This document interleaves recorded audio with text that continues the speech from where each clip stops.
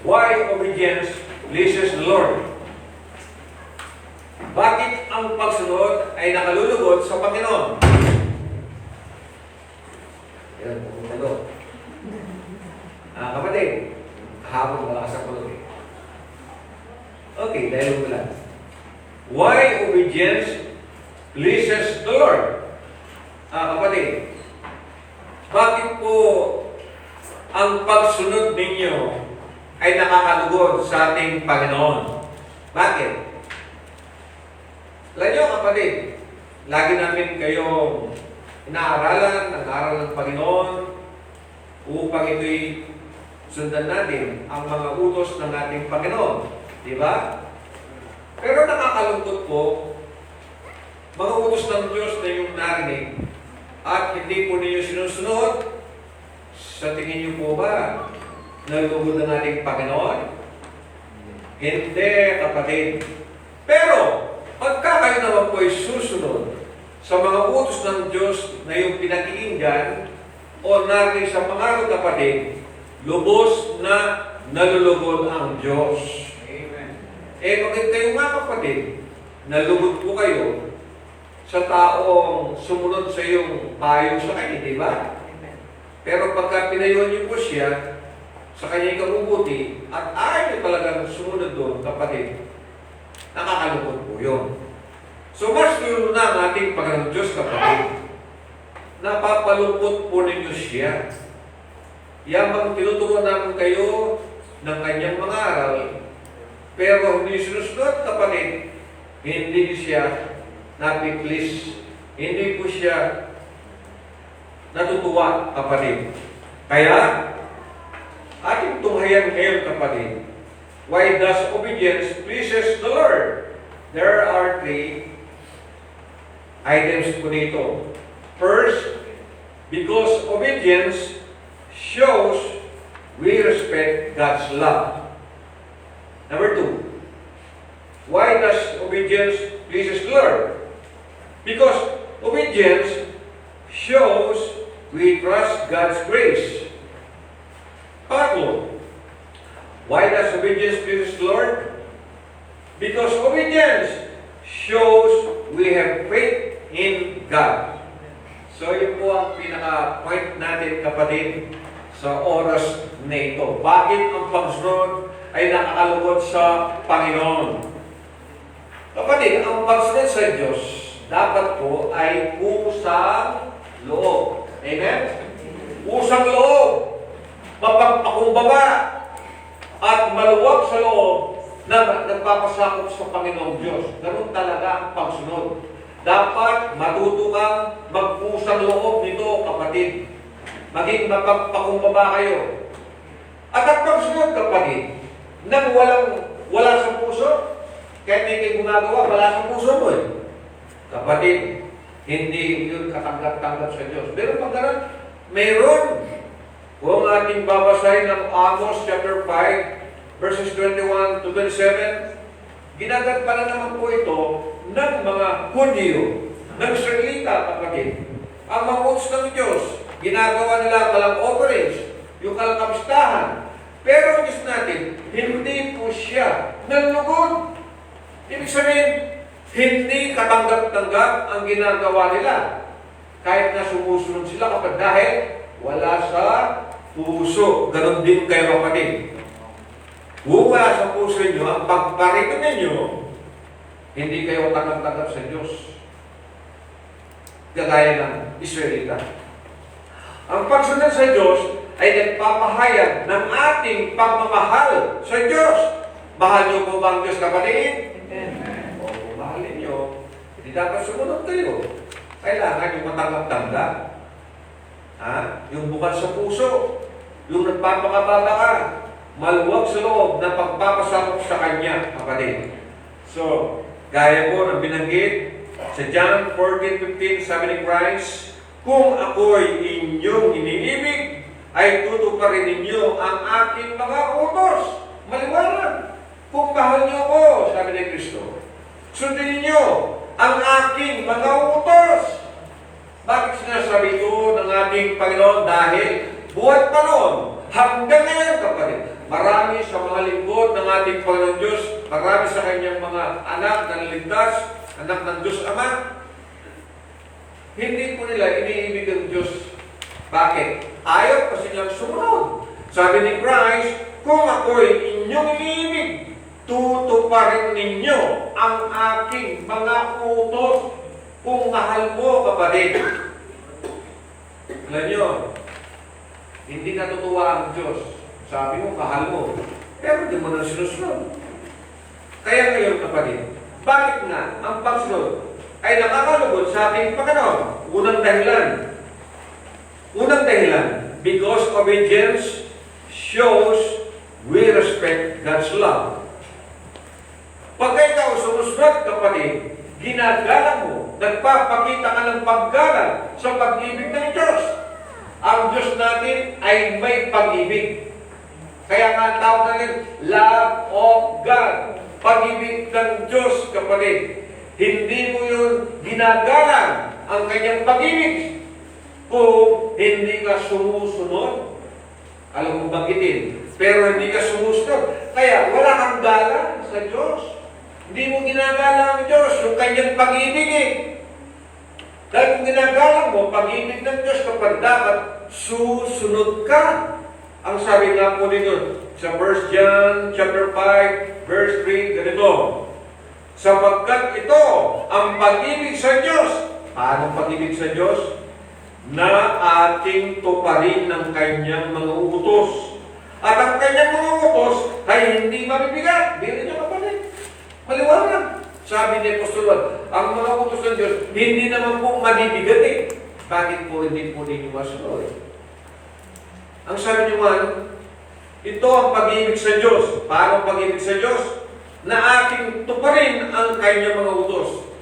Kaya kapatid, ang pagsunod ay ito ay nagpapakita ng paggalang sa pag-ibig ng Diyos. Kung mahal mo talaga siya, kailangan sumunod ka para may pakita mo talaga na ikaw ay may paggalang sa Kanya. Eh kahit po sasagutin ninyo yung ginagalang ba ninyo ang Diyos? Opo! Eh kaya lang, hindi naman sumusunod. Sa bibig lang yun, kapatid. Buti pa hindi ka na sumagot eh. Pero ang puso mo sumasagot, opo, susunod ako. Oh. Maraming ganoon, kapatid. Sa mga anak ng Diyos, maaaring isa kayo doon. Nakikinig, pero hindi naman siya sumusunod. Wala kang galang sa pag-ibig ng Diyos sa atin, kapatid. Ngayon, dahil ang pagsunod ay nagpapakita ng paggalang natin sa pag-ibig ng Diyos. Ang prinsipyo ito ay tinuturo at natutunan sa pamilya. Tinuturo ito, kapatid, sa pamilya.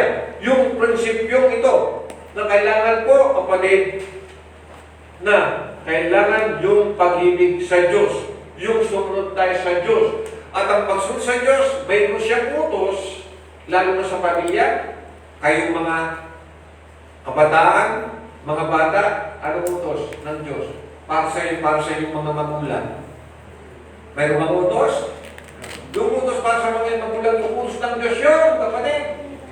Sabi nga po yan, dito sa aklat ng Efeso, chapter 6, verses 1 and 2, ganito ang kanyang kapahayagan. Mga anak, ito sinabi ni Pablo. Lahat ng sinasabi ni Pablo at naratak sa bagong timbang, kapatid, ito'y utos ng Diyos. Kung utos ng Diyos, kapatid, kung mahal mo siya, sundin mo ang kanyang utos. Dahil ang pagsunod, ito po, kapatid, ay pagpapakita ng paggalang natin sa pag-ibig ng Diyos, pag-ibig sa Diyos. Mga anak, magsitalima o sumunod kayo sa inyong mga magulang sa Panginoon. O mga bata,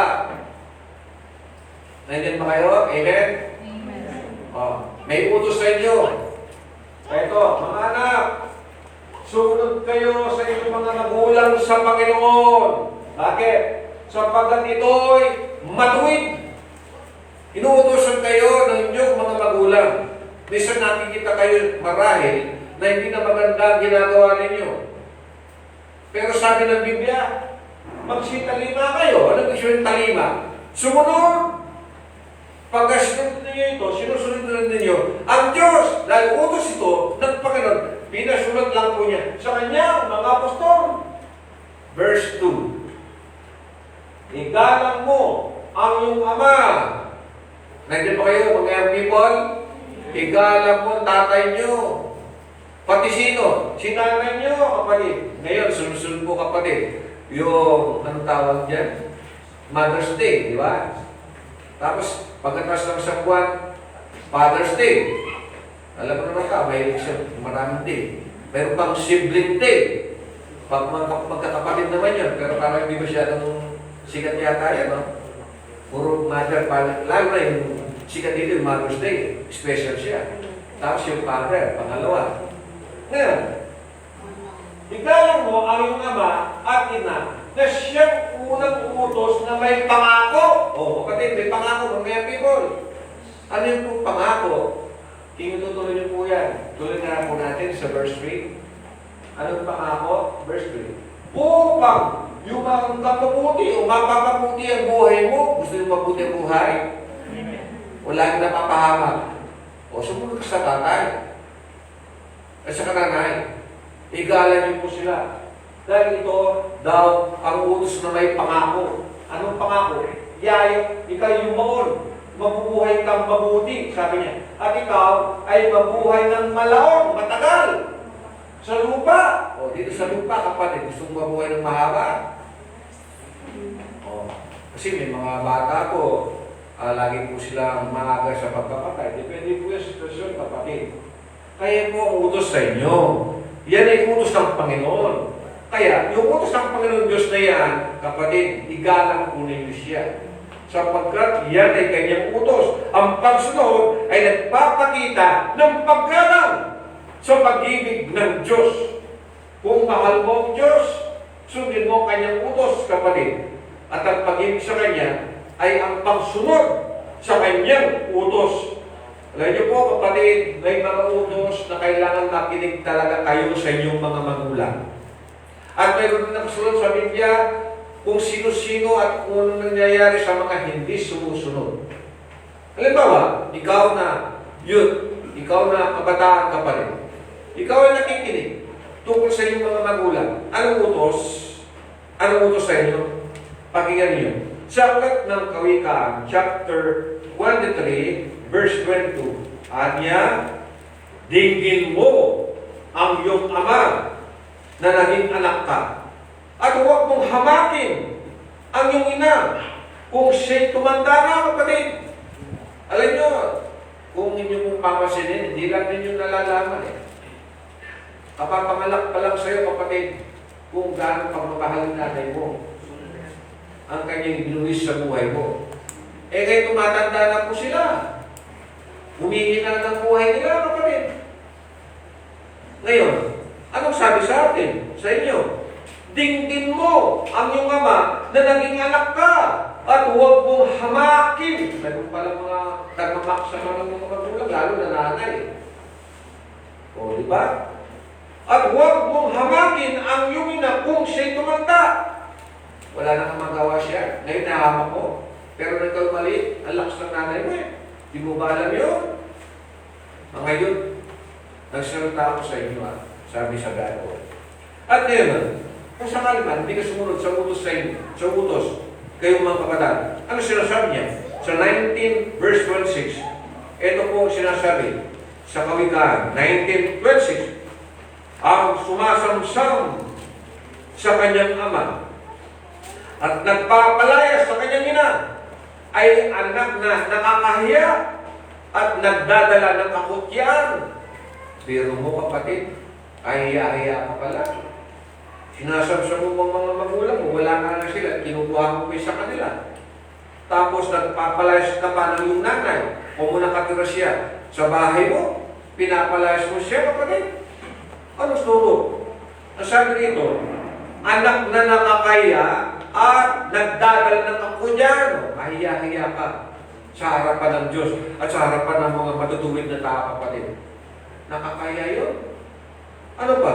Sa verse 30, sabi niya rito, chapter 30, verse 17, ang mata na tumutuya sa kanyang ama at umahaba ng pagsunod sa kanyang ina.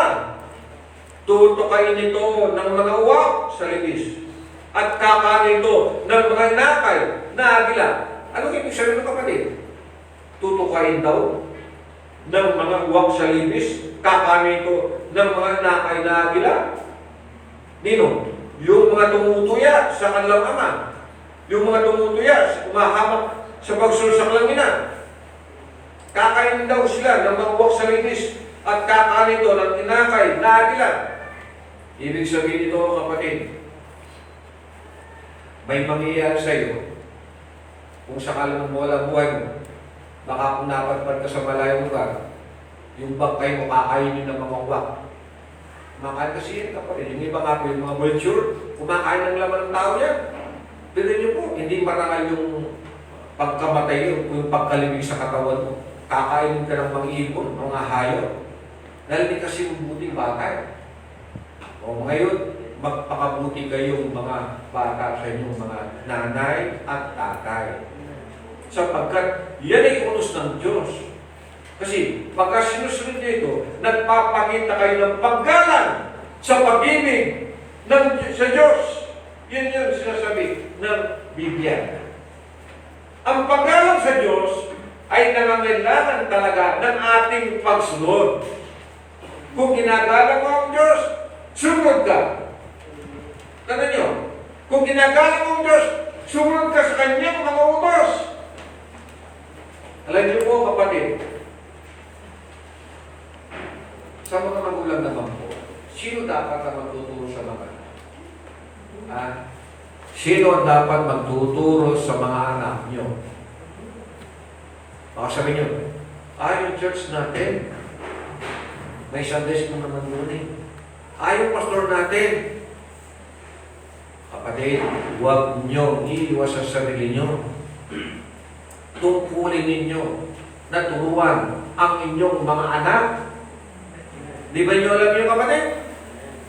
Sabi ng Biblia, ganito, sa aklat po ng Deuteronomy, chapter 11, verses 18 to 23, ang ganito, kaya inyong ilalagak itong aking mga salita sa inyong puso at sa inyong kalwa at inyong itatali na pinakatanda sa inyong kamay at maging pinakatali sa inyong noo at inyong ituturo sa inyong mga anak. O sino magtuturo? Magulang. At inyong ituturo sa inyong mga anak na inyong sasaldayin sa kanila pagka ikaw ay nauupo sa iyong bahay at pagka ikaw ay lumalakad sa daan at pagka ikaw ay nahihiga at pagka ikaw ay bumabangon. Tuturuan mo sila, kapatid. Kaya kung kulang ng pagtuturo ang mga bata, nahihirapan ng church. Kaya turuan yung mga bata, mga youth ninyo, kapatid. Marami tayong gawan sa church. Minsan, wala sila. Pag nakawala rin kayo, dapat good example kayo sa inyong mga anak. Tandaan niyo po yun, kapatid. Kung anong nakikita sa matanda, naging tama sa mga bata. Siyempre po, yung nakikita siya, yun yung nakasanay sa iyo. Yan din ang dalal niya, pagtanda niya. Hindi kayo mabuting halimbawa, mga magulang. Pero kung sundan na nyo, ito sinasabi ng Biblia, inyong ituturo sa inyong mga anak na inyong sasundan sa kanila. Turuan sila, kapatid. Nino? Ng mga magulang. Ano ba? Verse 20. Iyong isusulat sa itaas ng pintuan ng iyong bahay. Siya, naglasan, nakasulat. God bless our home. Di ba? Okay lang naman po, kapatid. Pero maganda siya, verse talaga, nakasulat doon. Minsan sa mga kalye, may nakasulat verse, ganda, kung babasahin mo. Ngayon, nakadisplay yan, mga rebulto. Pero bawal man yun. Layo, kapatid, inyong sulat sa itaas ng pintuan ng bahay at iyong mga pintuang daan upang ang inyong mga araw ay dumami at ang mga araw ng mga anak sa lupain na isinumpa ng Panginoon sa inyong mga magulang na ibibigay sa kanila gaya ng mga araw ng langit sa ibabaw ng lupa. Yun, kapatid, marami itong bagay kung ating tutuloy pagbasa. So, respect God demands our obedience. Kung ginagalang mo ang Diyos, kapatid, kailangan talaga sumunod. Dahil ang paggalang sa Diyos ay nangailangan ng ating pagsunod. Dahil nyo, ang paggalang sa Diyos nangailangan talaga ng pagsunod. Gusto nyo galang? Ang Diyos, gusto nyo bang igalang, kapatid? Sumunod ka sa Kanya. Yan lang po, kapatid. Ang tinuturo sa atin, ang paggalang ay pinapakita sa pamagitan ng mga kilos. Hindi lamang po salita. Salita ka na salita, opo, opo. Hindi ka man kumikilos, kapatid. Huwag lang susunod ka, kumilos ka. Huwag lang sa bibig. Amen? Amen. Ganito sabi sa Bible. Sa aklat sa Matthew 7:21, ganito ang pahayag po ni Kristo. Aniya, hindi ang bawat nagsasabi sa akin, sabi ni Christ, Panginoon, Panginoon, ay papasok sa kaharian ng langit, kundi ang gumaganap ng kalooban ng aking Ama na nasa langit. Sino po, kapatid, ang papasok sa kaharian ng langit? Sabi ni Kristo, hindi ang bawat nagsasabi sa akin, Panginoon, Panginoon. Ibig sabihin, mga religyoso yun. Religyoso. Kasi Lord, Lord, sabi nila eh. Pero hindi lahat ng sabi, Lord, Lord, ay papasok sa kanyang kaharian. Sino papasok sa kanyang kaharian? Ang papasok sa kapatid, sabi niya, yung gumaganap, gumagawa, sumusunod ng kalooban ng aking Ama na nasa langit. Kita niyo, kapatid, gumaganap ba kayo sa kalooban ng Ama na sa langit? Yun ang dapat nakapasok talaga sa kaharian ng langit. Pinaliwanag ko na sa inyo, kapatid, kung anong ibig sabihin ng kaharian ng langit dito. Baka nakalimutan na ninyo. Sa aklat ng Matthew, iba kasi tinutukoy niya pagdating sa Kingdom of Heaven. Kaya wala na yung right time para ulit po yun. Pero magtataka kayo, bakit kahit ng langit, pwede palang dasahin ng tao dito sa lupa. Yung kaharian ng langit. Di ba nasa langit yun? Kaharian ng langit. Ano ba yung kaharian ng langit? Nasa langit. Ano yung bahay ng Diyos? Church yun, nasa lupa ba? Bahay ng Diyos, nasa lupa. Kaya dapat maintindihan niyo, kapatid. Isa po kasi yan sa title ng church. Yung Kingdom of Heaven, Temple of God, House of God, yung light of the earth, world, salt of the earth. Tumutukoy sa iglesia, kapatid. Marami pa po. Little flock, maliit na kawan. Ayun. Pero sabi ron, hindi ang bawat nagsabi sa akin, Panginoon, Panginoon, ay papasok sa kaharian ng langit, kundi yung mga gumaganap, sumusunod sa kalooban ng Ama na nasa langit, kapatid, o ng ating Panginoong Jesucristo dito sa lupa ng panahon na yun. Yun, kapatid, na tandaan po natin. Ngayon, sa Lucas 6:46 sabi niya, at bakit ninyo ako tinatawag na Panginoon, Panginoon? Di naman ninyo ginagawa ang mga bagay na aking sinasabi. Di ba, kapatid? Anong tawag po ninyo kay Jesus na anak ng Ama? Di ba, Panginoong Jesus? Sabi mo gano'n eh. Tinatawag ninyo, Panginoon, Panginoon. Hindi naman ninyo sinusunod ang aking mga sinasabi. Ginagawa ang aking mga sinasabi, sabi ni Kristo. Pagka talagang sinusunod mo yung sinasabi mo, na Panginoon mo siya, marapat lamang gawin mo ang kanyang mga utos. Kasi Panginoon, sabi mo, pagka Panginoon, ang tawag mo kay Jesus Kristo, kapatid, ibig sabihin, nagpapakababa ka, nagpapailalim ka, at siya tinatas mo, Panginoon, at ikaw ang kanyang lingkod. Pero sabi ni Kristo, ausan niyo kong gino-gino. Nung matutuparan mo, kung ikaw din ka na akong Ama mo. Kaya, kapatid, ang paggalang sa Diyos ay nangangailangan ng pagsunod. Amen? Amen. Sumunod kayo, ginagalang niyo ang ating Diyos. Yan ang hinihingi ng Biblia. Ang pagsunod ay nagpapakita din sa mundo na mahal natin ang Diyos. Paano niyo po pinapakita sa mundo na mahalin niyo ang Diyos, kapatid? O, pinapakita ba ninyo na mahal niyo ang Diyos dito sa mundo? O ayaw? Gusto niyo kung anong ginagawa ng mundo, ganun din ang gagawin niyo. Gaya-gaya kayo sa mundo. Maraming ganun. Marami sa inyo, kapatid. Kung ano ang ginagawa lagi ng mga makasalimutan mga youth o young people, yun din ang ginagawa ng mga ibang mga member na yun sa church. Kapatid, huwag kayong maging ganon. Dalang pagsunod sa Diyos ay nagpapakita sa mundo na mahal natin ang Diyos. Pagka sumusunod ka, ano mangyayari pagka pasunurin ka? Pinapakita mo sa mundo na mahal mo ang Diyos kung ikaw ay sumusunod. Tignan si Kristo. Si Kristo, siyempre, nandun siyang kamay, di ba? Paano yung pinapakita sa limutan na mahal niya ang Diyos? Sa pamamagitan ng pagsunod sa mga utos ng Ama. Sabi nito, kapatid, babasahin natin sa aklat ng Juan 14:31. 14:31. Dapat upang maalaman ng sanglibutan, sabi ni Kristo, na ako'y umiibig sa Ama. Paano malalaman ng sanglibutan na iniibig ni Kristo ang Ama? Paano? Dapat upang maalaman ng sanglibutan na ako'y umiibig sa Ama. At ayon sa utusang binibigay niya sa akin ng Ama, ay din ang aking ginagawa. Yun na yung kapatid.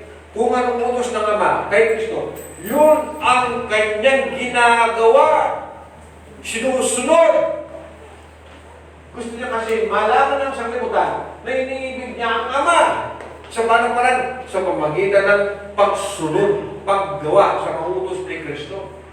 Ganon din tayo, kapatid. Ganon din kayo mga young people.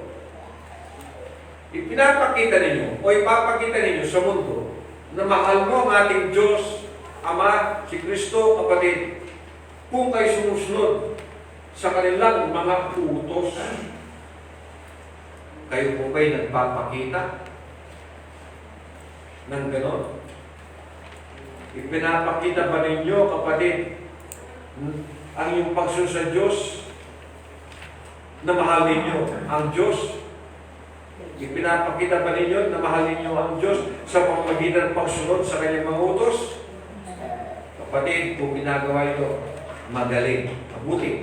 Pero hindi, gawin mo ang ginagawa ni Kristo. Dapat upang malaman ang sanglibutan na ako'y umibig sa Ama. Paano malaman? At ayon sa utos ang ibinigay niya sa akin, ayun, mga utos ni Kristo, ng Ama, kay Kristo, gayon ang aking ginagawa. Kaya kung ang utos ng Diyos, yan din ang gawin natin, kapatid, upang malaman ito ng sanglibutan na umibig tayo sa Diyos. Kaya lang mahirap po. Hindi niyo po ipinapakita, ipinapakilala sa sanglibutan na mahal niyo ang Diyos Nahihiya ba kayo? Bakit pag kayo sa mundo hindi kayo nahihiya? Nahihiya ba kayo mga young people? Kayo mga matanda nila, kapatid? Ayaw yung makilala ng tao ng sanglibutan na kayo nagmamahal sa Diyos sa pamamagitan ng pagsunod? Kapatid, huwag niyong ikahiya. Sabi ni Kristo, ang nagkakaila sa akin, sa harapan ng mga tao, ikakaila ko rin siya sa pagdating ko, sabi niya, sa harapan ng mga. Maiiwan kayo sa rapture. Hindi nyo natikman yan. Pero maranasan ninyo, yung 7 huling salot, yung tinatawag na ikatlong pagkaaba. Yung ikatlong pagkaaba, kapatid, na binabanggit sa chapter 15 and chapter 16 ng Book of Revelation. Laging sinasabi ito sa iyo. Okay, so yun po, kapatid, tandaan natin, why does obedience pleases the Lord? Because obedience shows we respect God's love. Nakita natin yan, kapatid. Di ba? Pangalawa, why does obedience pleases the Lord? Bakit yung pagsunod natin, kapatid, ay nakakalugod sa Diyos? Because obedience shows we trust God's grace. Pagka sumusunod tayo, kapatid, ipinapakita natin na tayo ay nagtitiwala sa biyaya ng Diyos. Amen? Sino ba biyaya ng Diyos? Sino po ba biyaya ng Diyos? Si Kristo una sa lahat. John 3:16. For God so loved the world that He gave. Binigay niya kanyang bugtong na anak. So, biyaya yun. At maliban kay Kristo, kapatid, pagka tinanggap mo si Kristo, meron pa rin siyang biyaya na nagtutulak sa ating lahat para humiwalay tayo sa masama at sumunod tayo sa kabutihan. May biyaya ganun, kapatid. Biro mo, may biyaya. Kumbaga, ina-encourage tayo sumunod sa kanyang utos at umiwas sa mali. Biyaya pala ng Diyos. Opo, kapatid, di ba kayo nang wala pa kayo kay Kristo? Parang walang nagtutulong sa inyo na gumawa ng mabuti. Pero nang Kristiyano kayo, laging parang tinutulong kang sumamba, magbasa, manalangin eh. Biyaya ng Diyos yun, kapatid. Kaya, ibig sabihin natin, bakit ang pagsunod ay nakakalugod sa Panginoon? Dahil ang pagsunod ay nagpapakita ng pagtiwala natin sa biyaya ng Diyos. Sa 6:24 ng Efeso, ganito ang binabanggit ni Apostol Pablo. Anya, ang biyaya naway, ano daw? Ang biyaya naway sumalahat ng mga nagsiibig sa ating Panginoong Jesucristo ng pag-ibig na walang pagkasira. Biro mo yung kapatid, meron talagang biyaya, no? Ang biyaya naway sumalahat ng mga nagsisiibig sa ating Panginoong Jesucristo. Basta umiibig ka kay Kristo, papasa iyo, sabi ni Pablo, nawa, ang biyaya niya, biyaya, sumasalahat ng mga nagsisiibig sa ating Panginoong Jesucristo. Gusto niyo bang biyaya, kapatid? Ubigin mo ang ating Panginoong Jesucristo. Dahil sabi nito, ang biyaya naway lahat ng mga nagsibig sa ating Panginoong Jesucristo ng pag-ibig na walang pagkasira. Ano po yung pag-ibig na walang pagkasira? Kung basa natin ito yung pag-ibig na hindi kumukupas. Walang pagkasira eh. Pagka hindi sisira, hindi siya kumukupas. Kasi walang pagkasira. Dinin niyo, kapatid. Ngayon, ang biyaya ng Diyos ay nagtuturo sa atin ng masunuring pamumuhay. Yung biyaya ng Diyos, kapatid, ay nagtuturo sa atin ng ano? Ng buhay na masunurin. Gusto niyo ba yung buhay na masunurin, kapatid? So, kailangan na yung biyaya ng Diyos. Dito sa Tito chapter 2, verses 11 to 14, ganito ang pahayag ng Biblia. Sapagkat napakita ang biyaya ng Diyos na may dalang kaligtasan sa lahat ng mga tao, na sa si Kristo ito, na nagtuturo sa atin, yung biyaya na yun, kapatid. Anong sabi niya? Yung biyaya na yun, nagtuturo sa atin ng ano? Upang pagtanggi natin sa kalikuan o kasamaan at sa mga kahalayan ng sanglibutan ay marapat na mabuhay tayo may pagpipigil at matuwid at banal sa panahong kasalukuyan ng sanglibutan ito. Ano panahon pa po ni Pablo dito? 2,000 years na po ang lumipas, kapatid. Pero sabi niya, dito, itong biyaya ng Diyos nagtuturo sa atin. So, ano nagtuturo siya, kapatid? Anong tinuturo niya? Yung pagtanggi. Saan? Sa kalikuan, sa kahalayan ng sanglibutan. Salamat sa biyaya ng Diyos. Tinuturuan pala tayo ng biyaya ng Diyos sa pangalan ni Kristo. Pero mo, kapatid, tinuturuan tayo para huwag tayo magnasa ng masama. Sa mga kahalayan, kalikuan, iwasan ito. Na marapat tayong mabuhay, pero kailangan tayong mabuhay na may pagpipigil. So, kung gusto nyo mabuhay na tumatanggi kayo sa kalikuan, kahalayan, sa saglibutan ito, bunga po ng biyaya ng Diyos, tinutulak tayo para gawin natin yung mabuti, kapatid. Ang gagawin din natin, kapatid, kailangan marapat tayong mabuhay na may pagpipigil. Kailangan yun, kapatid, lalo sa panahon sito na masamang sanglibutan, pagpipigil. Yung tinatawag na soberly, suggest the exercise of that self-restraint that governs all passions and desires, enabling believer to be conformed to the mind of Christ. Yan binabanggit po sa mga aklat na ni Vines. Alam si Vines, kapatid, meron siya ginawang aklat, yung exposition o expository exposition ng whole Bible worship. Doon pinapaklala talaga, kapatid. Maganda. Kaya tama nga, kapatid, ang binabanggit ko noon.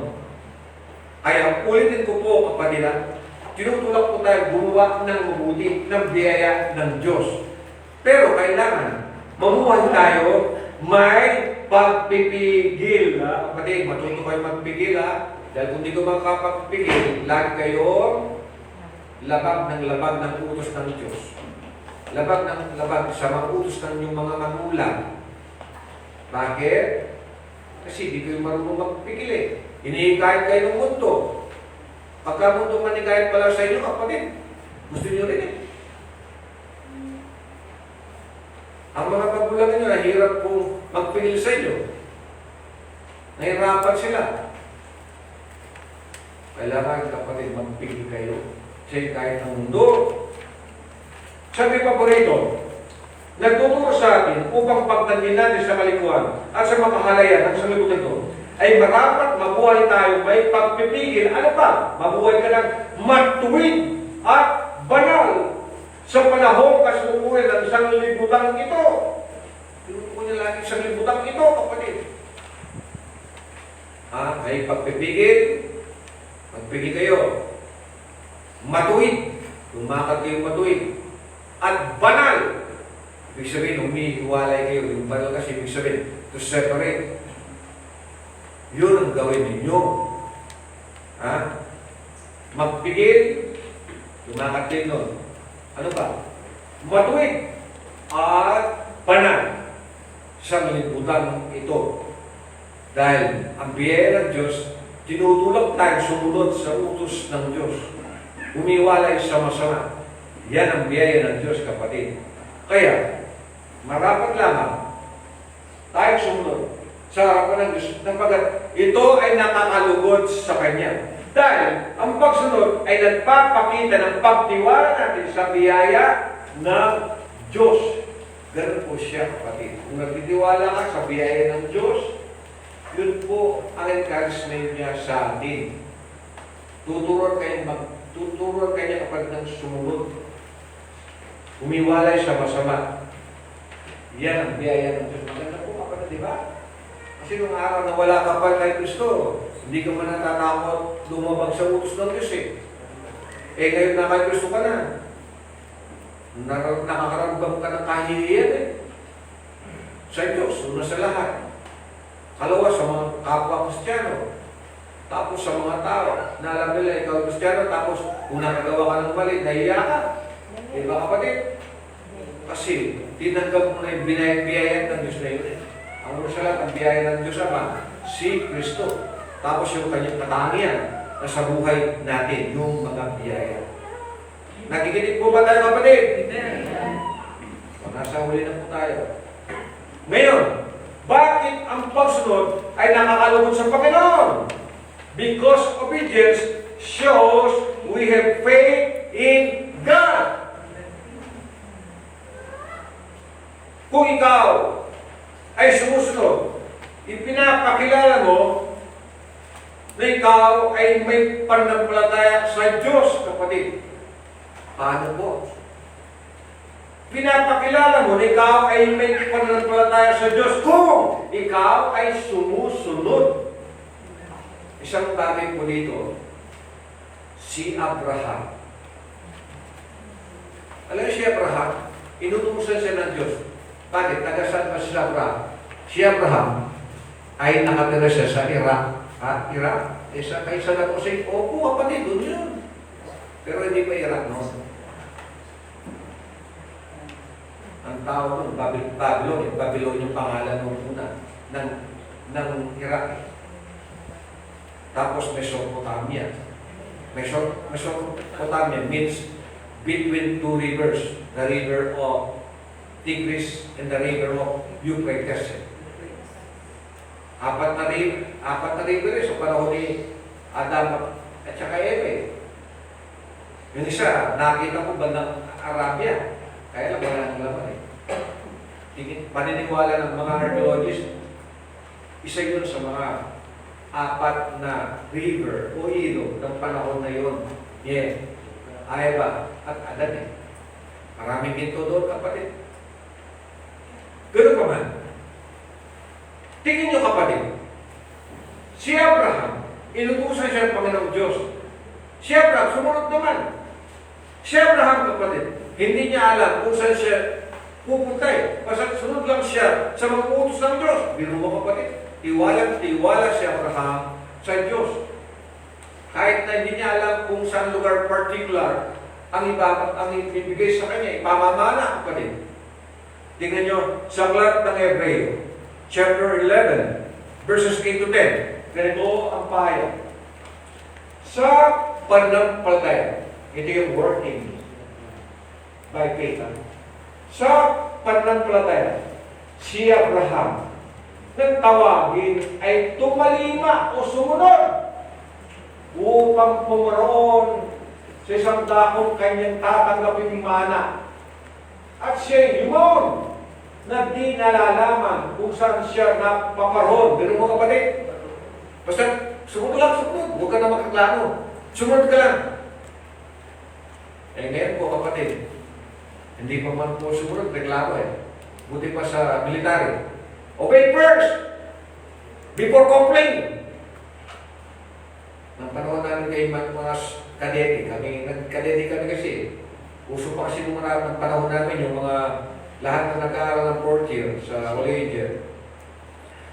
After yung nagparapon, nagmamarcha kami doon sa Oval. May Oval pa doon, kapatid. Pero bago ka manguna sa mga company na yun, kaming mga cadet officers, kailangan naranas ka, kapatid, ng pagsubok. Sampuan yun. Kung anong pinapakain sa amin eh. Uso ko ay ising yun ha. Pinagpapalo kami dito. Spell ready! Bubuyin niyo kung bawal ka. Tatang may akala ko yun ha. L! O! Ano ba? Y! Sure ba? A! P! Y! Tama ba yun? Ibig sabihin, kapatid, sumunod ka talaga. Obey first before you complain. Si Abraham, kapatid, hindi siya nag-complain. Sunod lang siyang sunod. Bakit? Kasi iniibig niya ang Diyos. Nagtitiwala siya sa Diyos. Sumasampalataya sa Diyos, kapatid. Kaya sabi niya, sa pananampalataya, si Abraham, nang tawagin, ay tumalima o sumunod upang pumaroon sa isang dakong kanyang tanggaping mana. At siya iyon na di nalalaman kung saan siya paroon. Verse 9. Sa pananampalataya, siya'y naging malakbay buhat doon sa Chaldea, Ur. Ang lugar niya talaga sa Ur of Chaldea. Yan ang particular lugar niya. Tapos nagdakat po siya, matitigil mong mapa, papuntang Haran. Tapos lumipat ng mga buto. Dumaan sa part po ng Syria. Tapos dumaan sa Israel. Nagpatungo sa natawag po na Egypt, tapos nung nagbalik na naman. So, pagod ditong tao na ito, kapatid. Sa pananampalataya, siya'y naging malakbay sa lupang pangako. Naggaya sa hindi niya sariling lupa. Natumahan sa mga tolda na kasama si Isaac. Yung anak niya kay pangalan?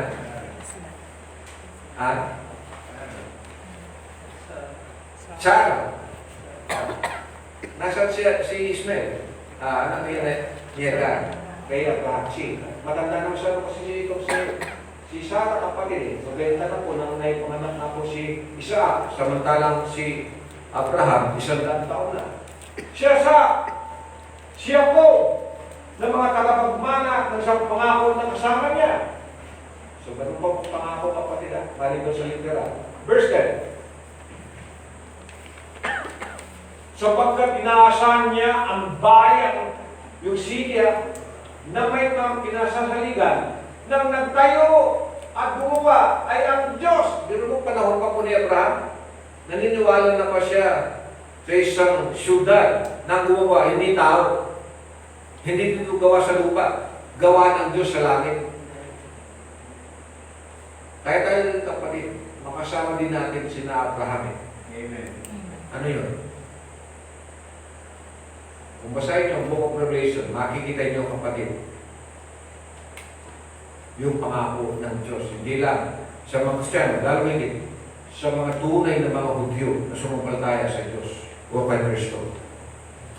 So, yun po kapatid ha, nakita natin, sumunod siya dahil mayroon siyang pagtitiwala. Kaya ang pagsunod ay nagtitiwala na ang daan ng Diyos ay tama. Bakit ka sumusunod kapatid? Dahil nagtitiwala ka na ang daan ng Diyos ay tama. Si Abraham, siya po ay sumunod dahil nagtitiwala po siya na ang daan ng Diyos ay tama. Kaya hindi na po siya nagreklamo. Sunod ng sunod lamang siya, kapatid. Kung sa Diyos Pero ngayon baka sa tao niyo po i-apply, kapatid, sunod ng sunod ka. Malay mo, sinusunod mo. Hindi pala totoo. Kailangan meron kang Bible verse. Ang turo ng tao na tuturo sa'yo, nasa sa Bible. Dapat kompleto. Yun, kapatid, ang mamuhay para sa hindi nakikinig o nakikitang lubay, yung mabuhay para sa isang hindi nakikitang lupay. Biro mo kapatid, hindi mo nakikita, pero pinapangako ka lang. Pero nagtitiwala ko siya. Yun ang diwa ng pag-asa sa Diyos. Kaya balang araw kapatid, kung tayo nagtitiwala, kahit di pa natin nakikita, yung city of God, ang tawag ngayon sa Bible, Jerusalem, New Jerusalem, the holy city, ang kanyang pong haba, o kanyang taas at luwag, magkapare-pareho po. Square ito square. Gano'n ba kahaba, kaluwag, kalapad, kapatid? 1,500 miles. Gano'n malayo? O kilometer? 2,400 kilometers. Mahaba yan tayo. Opo kapatid, sukatin mo. Hindi tayo nakakaya kasi sa dulo. Kaya sa tinatawag na sa Batanes hanggang sa sabihin natin na Mindanao, sa Davao o kaya sa Sabal Islands. Gano'n kaya haba yun? Maaaring meron na pong mahigit 2,000 square kilometers yun kapatid. Kung itatayo ko yun, hindi taas ng taas. Taas pala ng City of God. The City of Home. New Jerusalem. Opo kapatid. Totoo po yun. Yan din po ang nihintay ni Abraham ng kanyang mga lives si Isaac at si Jacob at ang mga tunay na mga anak ng Diyos na mga Israelita at lalo na po ang mga tunay na Kristiyano magmula kay Kristo hanggang sa panahon natin. Kasi, tignan nyo, sa verse 13 tayo meron, verse 13 to 16, ang sabi po ay ganito, ayon sa pananampalataya ay nangamatay ang lahat ng mga ito na hindi kinangkan ng pangako, hindi na nakaptan yun. Pero sumumpalataya sila. Ngunit kanilang nakita na natanaw mula sa malayo at kanang ipinahayag na sila'y pawang kadaibang bayan at manglakbay sa ibabaw ng lupa. Verse 14.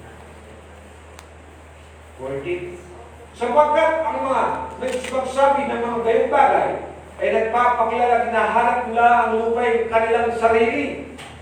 Verse 15. At katotohanan, kung kanilang naalala, yung lupa'y kanilang pinanggalingan, ay nagkaroon sana sila ng mabuting pagkakataon upang bumalik. And verse 10, ngunit ngayon ay nagnanasa sila ng lalong magaling. Mas better to Nalupay, nalin kayo mas better, nalupay. Sa mga tuwid, bagay sa langit. Ano pala eh? Kaya kahit wala po tayo, anong tawag sa mga bahay na maganda? Mansion sa paligid. Kahit wala tayong mansion dito, doon naman sa langit pala, meron tayong nakikita eh.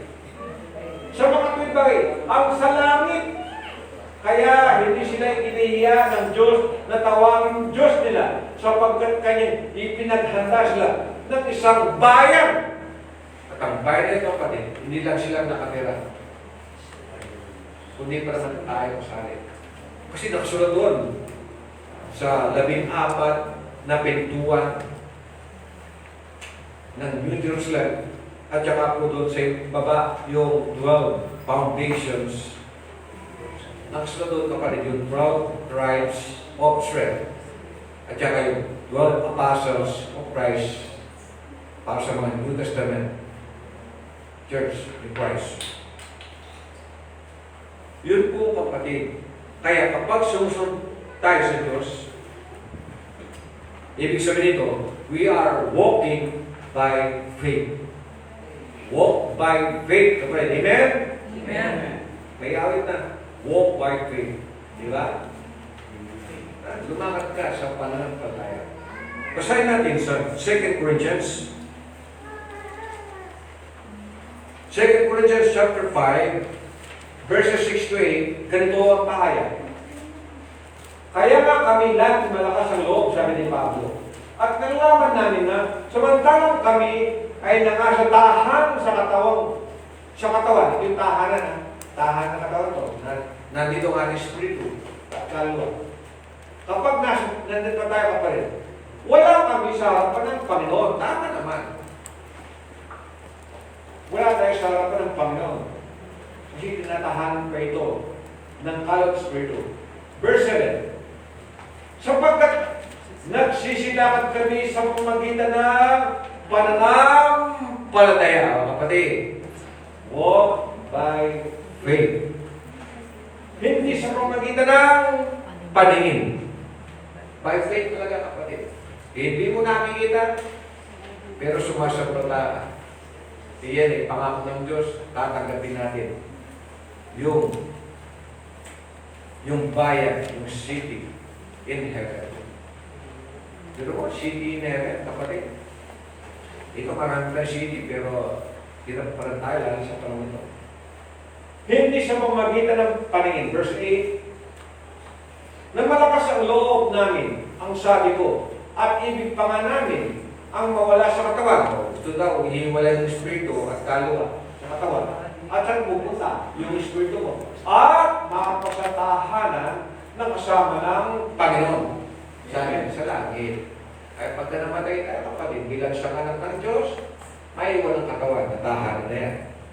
At ang Espiritu mo at kaluluwa, kasama ang Panginoon. Nasaan ba Panginoon? Sa langit. Kaya kapatid, kasali dyan ang obedience talaga. Para pagka dumating panahon na yun, makatanggap ka ng mga rewards. Kaya kapatid, anak nga ng Diyos, minsan wala kang rewards pagka hindi ka sumusubok. Kaya kung pagkakataon pa tayo kapatid, sumunod po tayo. Kasi sa ating napag-aralan, kung hindi natin sinusunod ang Diyos, ipinapakita natin na hindi natin ginagala ng pag-ibig ng Diyos. Igalang niyo kapatid ang pag-ibig ng Diyos. At ang pag-ibig sa Diyos ay ang tuparin mo ang kanyang utos. Paano mo may papakita ang pag-ibig mo sa Diyos? Sa pamamagitan ng pagsunod. Amen. Marami kasi hindi ginagalang ang Diyos eh. Wala kayong galang. Sumunod kayo at ikay mapapamagin. Kung hindi natin susunod ang Diyos, pinapakita natin na hindi tayo nagtitiwala sa biyaya ng Diyos. Ang biyaya ng Diyos, tinutulungan tayo tanggihan o takwil yung masama eh. Pero kung ikaw ay sumusunod kapatid, ibig sabihin, nagtitiwala ka sa Diyos. Kung hindi natin susunod ang Diyos, ibig sabihin, pinapakita natin na hindi tayo nananampalataya sa Diyos. Kagaya ni Abraham. Si Abraham sumunod eh. Kahit hindi niya alam ang lugar na inuutos sa kanya ng Diyos. Sunod lang siya ng sunod. Don't complain. Just obey. Obey first. Pero huwag ka na mag-complain ha. Sa military kasi, obey first before complain eh. Nakasunod ka na, tapos doon ka palang nagreklamo. Kapatid, sa Diyos natin walang reklamo. Basta sunod ka lang ng sunod. Kaya po, pagka tayo po talagang ang Diyos nalulugod siya sa atin, ibig sabihin, kaya siya nalulugod sa atin dahil sumusunod tayo sa Kanya. At pagka sumusunod tayo sa Kanya, ibig sabihin, ginagalang natin ang pag-ibig ng Diyos. Ano ba? Nagtitiwala tayo sa biyaya ng Diyos. Ano ba? At ating sinasampalatayan na ang Diyos sa pamagitan ng ating gawa. Maraming uri po na pananampalataya, kapatid na working by faith yun. Pinudukot po dito. Sinigas ka rin. Kaya sana kapatid, naintindihan niyo po ang ating tilakay ngayon. Why obedience pleases the Lord? Bakit po ang pagsunod ay nakakalugod sa Panginoon? Alam niyo po ba kapatid? Ulitin ko. Because obedience shows respect God's love. Because obedience shows we trust God's grace. Because obedience shows we have faith in God. So maraming salamat sa inyong pakinig kapatid. Kaya lahat ay nagsunod kayo.